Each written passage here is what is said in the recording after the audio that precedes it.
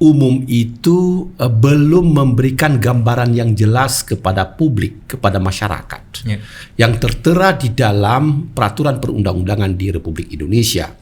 Sedangkan dalam konsepsi fikih itu sangat universal, sangat luas maknanya, dan baru bisa difahami secara spesifik ketika materi fikih itu dibuat dalam regulasi dalam peraturan perundang-undangan. Kalau kita bawa kepada fikih Islam berbicara mengenai kepentingan umum ini dalam konteks yang luar biasa luas, mencakup berbagai kepentingan masyarakat, negara, umat terhadap berbagai aspek kehidupan.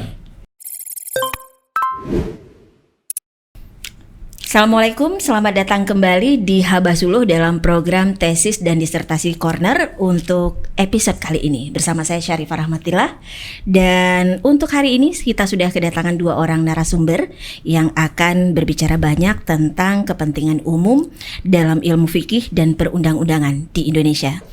Ada Profesor Syahrizal Abbas MA, guru besar sekaligus Ketua Prodi S3 Fikih Modern UIN Araniri. Assalamualaikum Bapak. Waalaikumsalam warahmatullahi wabarakatuh. Sehat ya Pak? Alhamdulillah sehat. Alhamdulillah, masih bisa tersenyum, berarti kesehatannya masih membaik.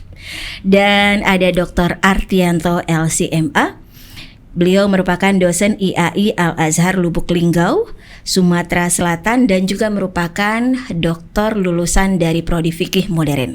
Assalamualaikum Dr. Artianto. Waalaikumsalam warahmatullahi wabarakatuh. Apa kabarnya untuk hari ini? Alhamdulillah sehat sekali. Lubuk Linggau aman?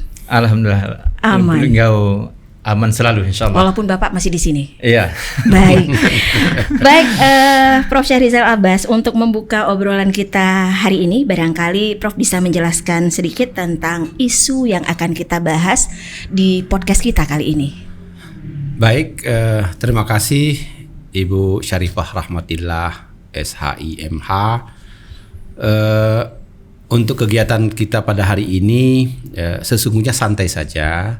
Jadi kegiatan berkaitan dengan eksplorasi, diseminasi hasil penelitian, disertasi yang dihasilkan oleh mahasiswa program doktor S3 Fikih Modern pada Pasca Sarjana UIN Araniri Banda Aceh.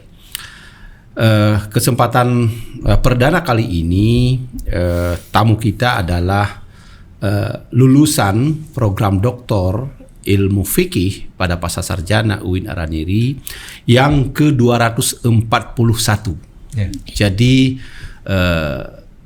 Bapak Dr. Artianto LCMA adalah lulusan doktor fikih modern pada Pasca Sarjana UIN Araniri yang ke-241. Dr. Artianto berasal dari Lubuk Linggau, Sumatera Selatan. Dan tadi sudah disampaikan oleh Ibu Syarifah Rahmatillah bahwa Bapak Dr. Artianto ini adalah dosen tetap pada Institut Agama Islam Al-Azhar Lubuk Linggau. Secara kapasitas keilmuan, Saudara Dr. Artianto itu cukup mumpuni. Ya, beliau melanjutkan pendidikan mulai dari S1 di Timur Tengah, ya, kemudian S2 juga, dan terakhir adalah program doktor. Menariknya, penelitian disertasi Saudara Dr. Artianto itu berkait dengan kriteria kepentingan umum di dalam fikih dan perundang-undangan di Indonesia. Pertanyaan kita, kenapa ini menarik? Ya. Nanti secara lebih detail kita akan dengar penjelasan hasil riset yang dikerjakan oleh Dr. Artianto. Tetapi secara makro saya ingin sampaikan bahwa konsep kepentingan umum itu belum memberikan gambaran yang jelas kepada publik, kepada masyarakat, yang tertera di dalam peraturan perundang-undangan di Republik Indonesia. Sedangkan dalam konsepsi fikih itu sangat universal, sangat luas maknanya, dan baru bisa difahami secara spesifik ketika materi fikih itu dibuat dalam regulasi dalam peraturan perundang-undangan. Sekarang yang menjadi problem adalah ketika bicara kepentingan umum dan ada kaitannya dengan pengadaan tanah, wah, ini complicated problemnya, sangat complicated. Ya. Kebetulan saya banyak sekali berdiskusi dengan peneliti Dr. Artianto LCMA. Kebetulan saya sebagai promotor dan kami diskusinya sangat intens. Jadi problem berkaitan dengan pengadaan tanah sesungguhnya itu pelepasan hak milik personal, individual kepada kepentingan umum. Kita tahu masyarakat Indonesia adalah masyarakat agraris yang dia memiliki keterkaitan dengan tanah. Bahkan di dalam beberapa kasus di Indonesia orang bisa konflik, bisa bertumpah darah gara-gara mempertahankan tanah. Jadi tanah itu menjadi bagian yang tidak pisahkan dari kehidupan masyarakat di Indonesia. Bagaimana kriteria kepentingan umum, bagaimana nanti mekanisme pengadaan tanah, dan seperti apa ya sikap yang harus dikembangkan oleh masyarakat Indonesia ketika berhadapan dengan kepentingan umum dalam melepaskan hak milik atas tanah, kita akan dengar. Kita akan ikuti secara seksama hasil penelitian yang dilakukan oleh saudara Dr. Artianto LCMA. Ini doktor muda, punya pemikiran-pemikiran yang cemerlang dan sangat bagus kontribusinya bagi pengembangan ilmu fikih dan ilmu perundang-undangan di Indonesia. Saya pikir demikian dulu pengantar dari saya sebagai ya promotor juga ya, sebagai ketua program studi doktor fikih modern juga ya. Mari kita dengar beberapa pandangan cuplikan hasil riset saudara Dr. Artianto LCMA. Saya pikir itu dulu. Silakan Pak Doktor untuk menyampaikan ide-ide dan temuan-temuan dari riset disertasinya. Silakan Pak Doktor. Menarik. Kita ingin dengarkan lebih detail dari Dr. Artianto. Baik, Assalamualaikum warahmatullahi wabarakatuh. Waalaikumsalam warahmatullahi wabarakatuh. Alhamdulillah, sore hari ini kita bisa hadir di sini bersama guru kita Profesor Syahrizal Abbas MA, yang tentu saja ilmunya akan sangat bermanfaat bagi kita dan bagi masyarakat luas umumnya. Baik, saya alhamdulillah berkesempatan menulis disertasi di Prodi Fikih Modern di UIN Araniri ini. Saya mengangkat tema atau judul kriteria kepentingan umum dalam fikih dan peraturan perundang-undangan di Indonesia. Jadi disertasi saya ini, Prof, ini berangkat dari kegelisahan akademis sebenarnya, karena kita melihat banyak sekali fenomena pengambil alihan hak-hak atas tanah untuk kegiatan pembangunan berupa pembangunan jalan, jembatan, bandara dan sebagainya. Karena itu saya melihat bahwa tema seputar pengadaan tanah untuk kepentingan umum ini sangat aktual untuk kita kaji dan kita bahas. Dan ini sangat menarik menurut saya karena saya mencoba untuk membahasnya dari dua sisi, dari sisi fikih dan dari sisi perundang-undangan. Kemudian timbul pertanyaan sebenarnya bagi kita semua, apa itu kepentingan umum? Tentu jawaban atas pertanyaan ini sangat luas sekali kalau kita tidak memberikan satu batasan. Oleh sebab itu, disertasi yang saya angkat adalah membatasi kepentingan umum ini pada konteks pengadaan tanah. Jadi khusus berkaitan dengan pengadaan tanah ini. Jadi kalau kita bawa kepada fikih Islam berbicara mengenai kepentingan umum ini dalam konteks yang luar biasa luas, mencakup berbagai kepentingan masyarakat, negara, umat terhadap berbagai aspek kehidupan, baik dalam bidang sosial, politik, ekonomi dan sebagainya. Tapi ketika kepentingan umum ini kita bawa kepada ranah atau bidang pengadaan tanah, maka yang dimaksud adalah kepentingan publik terhadap prasarana prasarana atau pembangunan yang dapat dimanfaatkan secara luas, bebas untuk mendatangkan kebaikan dan kemaslahatan. Inilah definisi yang coba kita berikan atau yang kita rumuskan berkenaan dengan makna kepentingan umum dalam fikih. Sementara itu, kalau kita berbicara tentang kepentingan umum dalam perundang-undangan, ini juga banyak sekali pemaknaan pendefinisian mengenai kepentingan umum. Secara umum, yang dimaksud dengan kepentingan umum itu adalah kepentingan negara, bangsa dan masyarakat luas terhadap pembangunan yang tujuannya adalah untuk meningkatkan kesejahteraan masyarakat. Jadi kata kuncinya bagaimana kegiatan pembangunan itu mendatangkan kesejahteraan, kemaslahatan bagi masyarakat. Karena itu titik temu sebenarnya, Prof. Kalau kita berbicara tentang kepentingan umum dalam konteks hukum perdata dan hukum pidana, titik temunya itu adalah pada upaya mewujudkan kesejahteraan tadi. Ya. Secara spesifik, kalau dalam hukum pidana bisa kita rumuskan bahwa kepentingan umum itu adalah kepentingan terhadap keamanan, ketertiban, kemudian keselamatan umum itu dalam hukum pidana.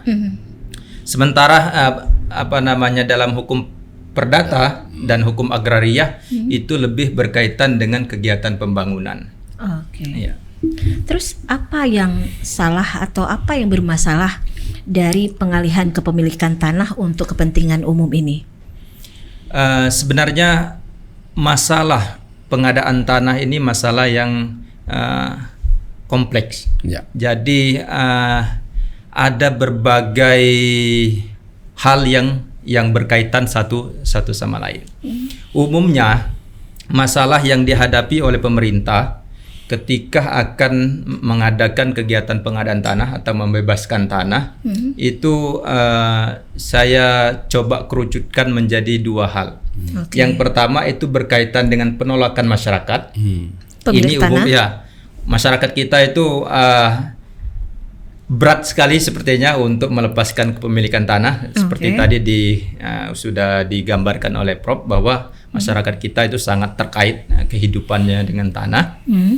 Di sisi lain juga ada, saya lihat keterbatasan ketersediaan dana.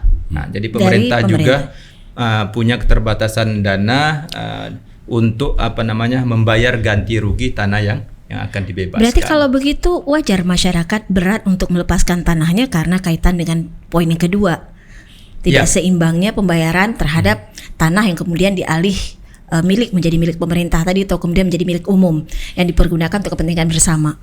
Di situ kan sudah ada sebuah relasi yang tersambung.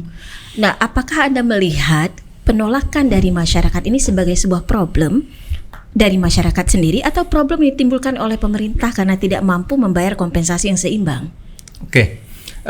Jadi sebab penolakan masyarakat itu ada banyak. Jadi ada beberapa hal yang dapat menjadi penyebab mengapa masyarakat kita menolak kegiatan pembebasan tanah atau pengadaan tanah. Yang pertama adalah berkaitan dengan pembayaran ganti rugi yang mereka nilai tidak sesuai. Ini memang dapat kita maklumi. Sebelum dilanjut, mereka nilai tidak sesuai atau memang nilai itu tidak sesuai secara umumnya? Enggak, masyarakat kita umumnya inginnya itu ganti rugi itu tidak hanya berkaitan dengan aspek kerugian material. Pemerintah, saya lihat cenderung membayar ganti rugi itu berdasarkan kerugian material, Bro. Anda sendiri melihat seharusnya hanya material atau selain material juga dibayar oleh pemerintah? Saya melihat kerugian yang harus dibayar itu meliputi imaterial juga. Sesungguhnya yang imaterial ini lebih besar nilainya, bahkan tidak ternilai menurut saya. Berarti di awal pembicaraan ini kita sepakat masyarakat tidak keliru dalam hal ini menolak tanahnya dialih fungsikan.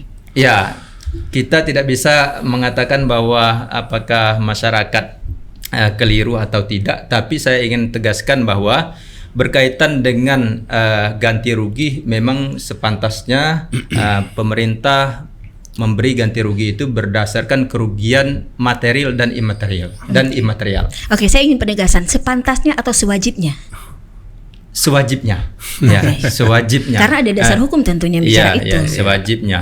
Karena berkaitan dengan tanah ini, kerugian yang diterima oleh pemilik tanah tidak hanya berkaitan dengan aspek material. Kita tahu ada orang yang karena tanahnya dibebaskan, dia kehilangan pekerjaan, kemudian dia kehilangan lingkungan sosial. Dia kehilangan tempat bisnis dan sebagainya. Termasuk kehilangan sejarah masa lalunya. Sejarah masa lalu. Tanah itu kan ada banyak ada banyak aspeknya, ada material, ada spiritual juga, di situ ada sosiologisnya juga, bahkan historis juga. Jadi aspek-aspek itu menurut saya sepantasnya juga diperhitungkan. Dan sama itu diabaikan pemerintah. Ya, mungkin belum dipenuhi semuanya. Belum sepenuhnya dapat dipenuhi. Karena itu salah satu poin yang saya usulkan dalam disertasi saya adalah bagaimana ganti kerugian itu ditambahkan 20% dari nilai kerugian materialnya. 20%. Ini dipraktekkan oleh Mesir. Jadi Mesir itu kan secara ekonomi hampir sejajar dengan kita ya. Betul. Bukan negara yang kaya sekali, tapi undang-undang Mesir itu sudah sanggup untuk memberi ganti kerugian 20% dari lebih dari nilai kerugian yang sebenarnya. Tapi persoalannya apakah Indonesia bisa disamakan dengan Mesir misalnya ketika Anda menggunakan angka yang sama persentasenya 20%? Enggak, sebenarnya 20% itu sebagai contoh lah. Bisa jadi Indonesia bisa 50%? Jadi lebih banyak dari itu. Bisa jadi kalau kondisi keuangan negara kita mungkin belum memungkinkan, bisa kurang dari itu. Tapi paling tidak menurut saya harus ada upaya yang maju gitu untuk memberi ganti kerugian itu dengan nilai yang sebisa mungkin nilai yang maksimal. Jangan sampai kita memberi ganti kerugian dengan nilai yang minimal. Karena tadi tanah itu nilainya bukan hanya material. Bukan hanya. Memang complicated Ini Prof, saya mau tanya nih sedikit beralih. Karena tadi bicara tanah itu bukan hanya nilai material, tapi ada banyak nilai lain yang harus diperhatikan dari seseorang yang tinggal di situ. Bukan hanya melihat kepentingan umum semata, tapi bagaimana dia di tanah itu juga harus menjadi pertimbangan. Dari segi fikih sendiri itu bagaimana melihat hal ini, Prof? Ya, ini kan persoalan tanah itu kan persoalan multidimensi manusia dengan tanah itu. Kita berasal dari tanah dan kembali juga kepada tanah kan gitu. Jadi kalau kita melihat bahwa persoalan tanah itu persoalan yang lebih kentara adalah persoalan spiritual ya. Jadi oleh karena itu kalau tuntutan masyarakat agak lebih terhadap tanah, itu secara rasional kita bisa paham. Ya, tadi sudah disampaikan keterikatan manusia dengan tanah, ya lingkungan sosial, ya bisnis, pekerjaan dan lain sebagainya. Dalam konsepsi fikih, negara punya kewenangan menjaga kepentingan umum. Ya. Ketika kepentingan personal berhadapan dengan kepentingan umum, maka kepentingan umum menjadi lebih dominan. Tetapi dalam fikih, kepentingan personal itu tetap harus mendapat penghargaan, jaminan tentang hak-hak personal itu. Walaupun dia berhadapan dengan kepentingan umum, bukan berarti kita menzalimi kepentingan personal. Jadi seperti itu. Itu fikih normanya begitu. Nah, di dalam praktik masyarakat di Indonesia itu dinamikanya itu ragam sekali. Contoh bahwa ketika ada satu proyek pembangunan, itu sebelumnya tanah itu tidak bernilai. Tidak bernilai ya, mungkin harganya 50.000 per meter. Tetapi ketika diketahui bahwa akan ada pembangunan di situ atau program pemerintah program pemerintah di situ, misalnya buat bendungan, buat jalan tol, buat irigasi, itu ditanamnya itu pohon luna, ditanamnya duren. Yang dulu pernah terjadi ketika pembebasan tanah, pembangunan jalan Banda Aceh Melabu. Karena dianggap ada semua tanaman-tanaman yang ada di situ untuk dihitung, dinilai, sehingga ditanamlah apapun. Waktu datang orang masih bisa dicabut. Jadi itu ada perilaku seperti itu, gitu kan. Tapi itu menurut saya itu fakta yang lain, fakta yang lain. Tetapi ada juga fakta dari pemerintah yang kemudian menilai lebih rendah dari harga pasar, itu juga harus kita akui bersama. Juga begini, pemerintah itu kan punya standar. Jadi ada penilaian standar harga berdasarkan teritorial. Jadi pada teritorial tertentu itu ada standar harga yang ditetapkan oleh pemerintah. Karena itu ada kaitannya dengan Badan Pertanahan Nasional. Jadi memang kadang-kadang dalam taraf tertentu seperti kata Dr. Artianto, keterbatasan anggaran dari pemerintah itu berdampak. Kemudian juga warga pemilik tanah menaikkan harga yang irasional, itu juga menjadi berdampak dalam pengadaan tanah itu. Jadi oleh karena itu sekarang mungkin ada hal yang perlu mendapat perhatian pemerintah dan perhatian masyarakat, bahwa kalau saya menggunakan terminologi bahwa pembayaran ganti terhadap tanah yang diadakan untuk kepentingan umum, kita mungkin sependapat bukan hanya mengukur dalam konteks kerugian fisikal alih hak milik tanah material, tetapi juga harus dipertimbangkan dimensi yang lain, dimensi sosial, dimensi bisnis, ekonomi, dan dimensi spiritual dia, walaupun itu masih dalam estimasi-estimasi. Kemudian yang kedua, dari sisi masyarakat, bahwa tadi dari sisi pemerintah tadi, jadi pemerintah seperti mana temuannya Dr. Artianto, salah satu temuannya memberikan penilaian terhadap tanah itu bukan hanya semata-mata pada nilai material tanah, tapi dipertimbangkan aspek yang lain. Itu mungkin kita sepakat, karena masyarakat Indonesia adalah masyarakat yang terikat dengan tanah. Itu satu dari sisi pemerintah. Dari sisi masyarakat, bahwa masyarakat pun itu juga mempertimbangkan bahwa ketika dia melepaskan tanah itu untuk kepentingan umum, dia akan berdampak bagi pembangunan keadilan dan kesejahteraan masyarakat secara lebih besar. Jadi oleh karena itu seorang yang punya tanah, dia telah berkontribusi bagi kepentingan masyarakat, bangsa dan negaranya. Kalau dalam konteks fikih, ketika kita melepaskan hak individual untuk kemaslahatan umat, bahasanya Pak Dr. Artianto, bahasanya di Timur Tengah itu di masalihil ammah, itu kita sudah berkontribusi di dalam pembangunan masyarakat, dan itu menjadi sedekah jariah dalam konteks itu. Nah, jadi ada dua dimensi di situ. Janganlah pada semata-mata karena ini ada kesempatan aji mumpung, mungkin kita akan naikkan harga tanaman, ya kan? Nah, jadi kedua-dua komponen ini, pemegang kepentingan ini, pemerintah dan masyarakat atau pemilik lahan atau pemilik tanah, juga harus memahami bahwa kepentingan umum adalah kepentingan yang dapat berdampak bagi kemaslahatan. Dalam bahasa fikih itu haqqullah wa haqqul ibad. Nah, jadi haqqullah itu kita penuhi kepentingan umum, yaitu haqqullah. Jadi kita sudah menjalani pesan Tuhan untuk tugas kita adalah memberi manfaat kepada orang lain, kan? Khairun nas anfa'uhum linnas. Jadi saya pikir itu catatan akhir dari saya. Pak Artianto, menarik yang disampaikan Prof. Syahrizal tadi, bahwa ada kemungkinan masyarakat kita tidak paham bahwa ada manfaat yang besar untuk orang yang lebih banyak dari apa yang dikorbankan oleh si pemilik tanah tadi. Tetapi yang menjadi catatan kita bersama juga, ketika masyarakat tidak mau untuk berkorban itu, saya lagi-lagi melihat di sini kegagalan pemerintah memberikan pendidikan dasar kepada masyarakat, memberikan pemahaman kepada masyarakat tentang mengapa harus melepaskan tanahnya dengan harga yang pantas. Tapi kita tetap buat pada catatan harga yang pantas. Dan mengapa ia harus mengorbankan tanahnya itu untuk mendapatkan kemanfaatan yang lebih besar? Jangan-jangan memang masyarakat kita tidak punya pemahaman itu karena pemerintah tidak pernah melakukan sosialisasi pendidikan untuk memberikan masyarakat pengetahuan yang lebih baik tentang itu.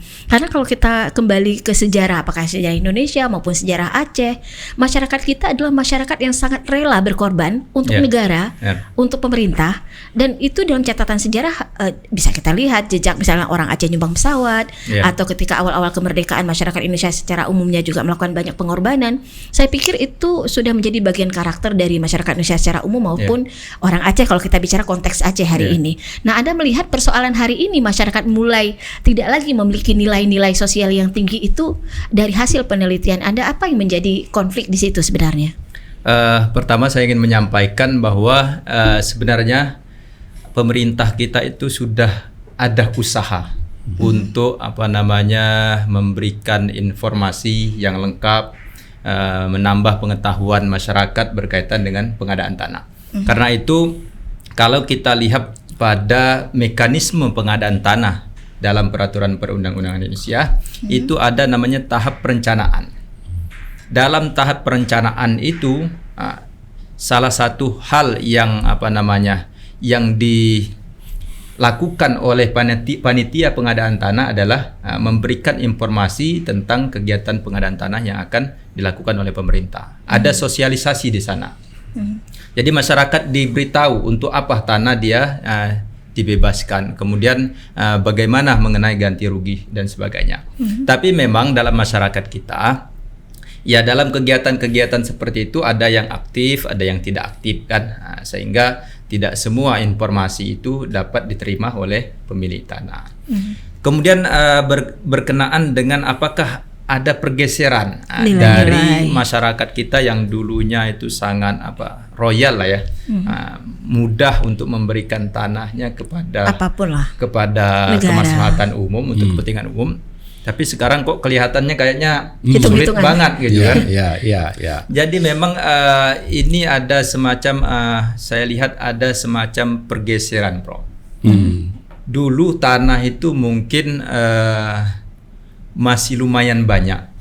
Jadi ketersediaan tanah seseorang itu mungkin dia ada yang dia korbankan untuk kepentingan umum, tapi di sisi lain dia masih punya tanah yang lain, sehingga lebih mudah untuk melepas tanah yang akan dimanfaatkan untuk kepentingan umum. Artinya tidak mengganggu stabilitas ekonomi, sosial kehidupannya sendiri. Kalau sekarang tanah itu kan semakin hari semakin terbatas, kepemilikan individu khususnya itu, Prof. Semakin sedikit, sehingga ini bisa kita pahami benar-benar berkaitan dengan hidup mati. Kira-kira seperti itu bahasanya. Jadi ketika tanah itu diambil, maka ini seperti pertarungan hidup mati gitu. Bahkan jadi, tanah kuburan pun sekarang jadi benar.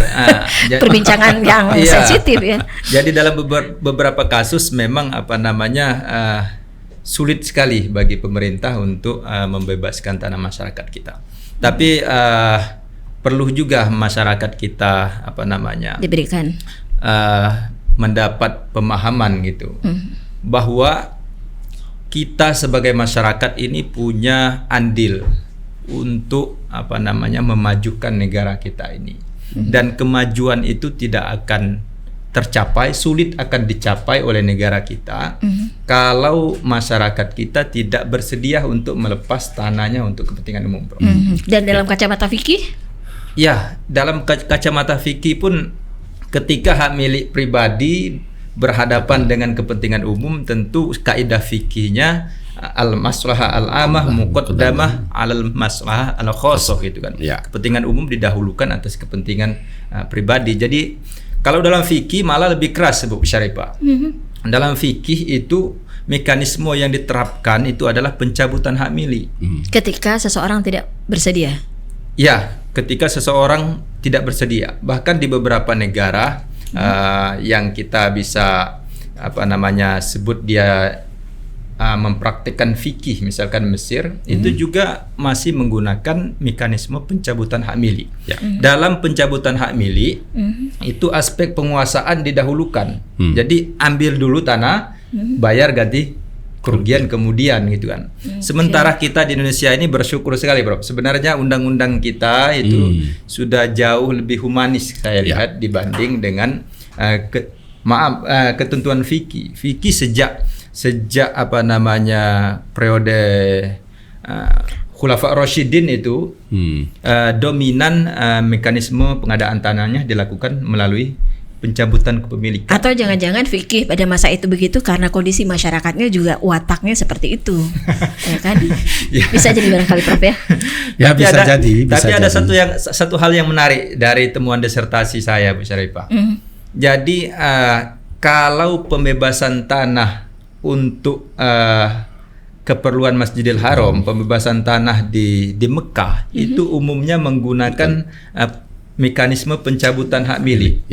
Karena kita tahu bahwa masyarakat Mekah itu kan penduduk metropolis yang karakternya mungkin sangat kuat memegang kepemilikannya atau sangat kuat mempertahankan hak miliknya.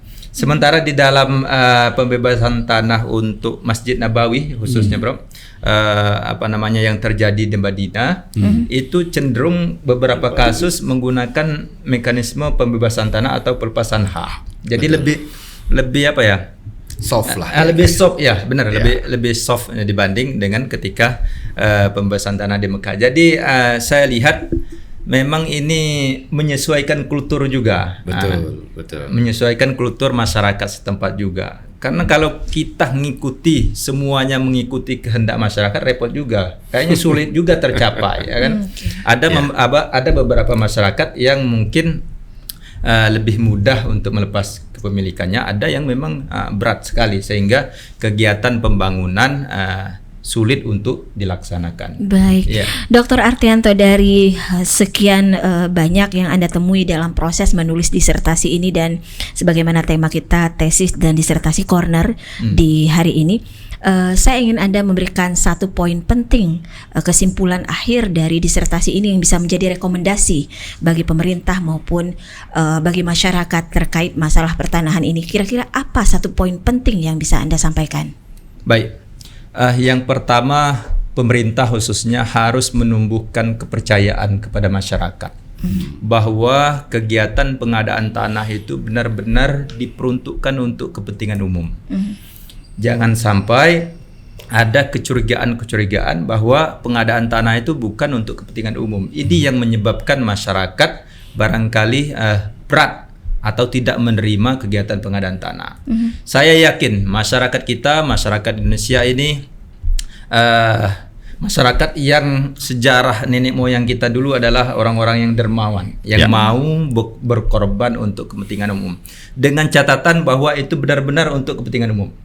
Dan ini harus diatur kembali, khususnya berkaitan dengan Undang-Undang Cipta Kerja berkenaan dengan daftar kegiatan yang termasuk untuk kepentingan umum. Jadi di dalam Undang-Undang Cipta Kerja itu ada daftar kegiatannya, jalan dan sebagainya yang dikategorikan sebagai kepentingan umum. Nah, dari daftar ini perlu dikaji ulang, dan saya sendiri sudah mengusulkan daftar kegiatan menurut fikih yang menurut saya relevan untuk menjadi bahan amandemen undang-undang, Prof. Jadi itu. Baik.